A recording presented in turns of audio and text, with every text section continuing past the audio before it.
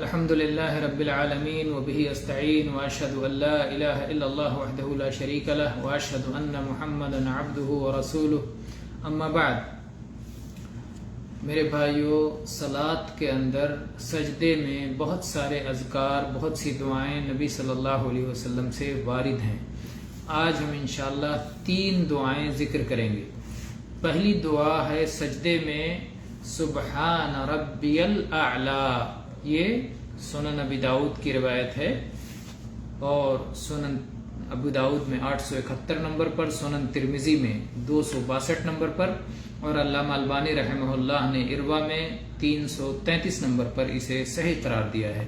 حذیفہ رضی اللہ عنہ بیان کرتے ہیں کہ انہوں نے نبی کریم صلی اللہ علیہ وسلم کے ساتھ صلاۃ ادا کی تو آپ رکوع میں کہتے تھے سبحان ربی العظیم اور سجدے میں کہتے تھے سبحان ربی الاعلی. حدیث کے عربی الفاظ کچھ اس طرح ہیں: عن حذیفہ رضی اللہ عنہ انہ صلی مع النبی صلی اللہ علیہ وسلم فكان يقول في ركوعه سبحان ربي العظيم وفي سجوده سبحان ربي الاعلى.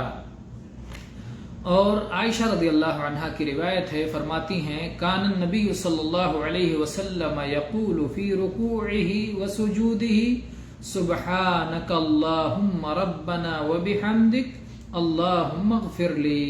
یہ متفق علیہ روایت ہے.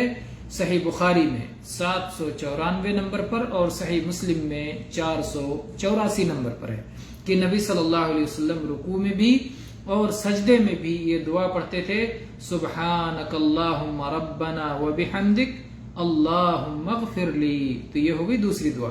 پہلی دعا ہو گئی سبحان ربی الاعلی اور دوسری دعا سبحانک اللہم ربنا وبحمدک اللہم اغفر لی.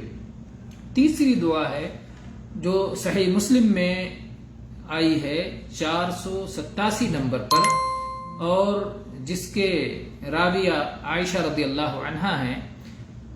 فرماتی ہیں کہ نبی صلی اللہ علیہ وسلم رکوع اور سجدے میں یہ دعا پڑھتے تھے سبوح قدوس رب الملائکۃ والروح.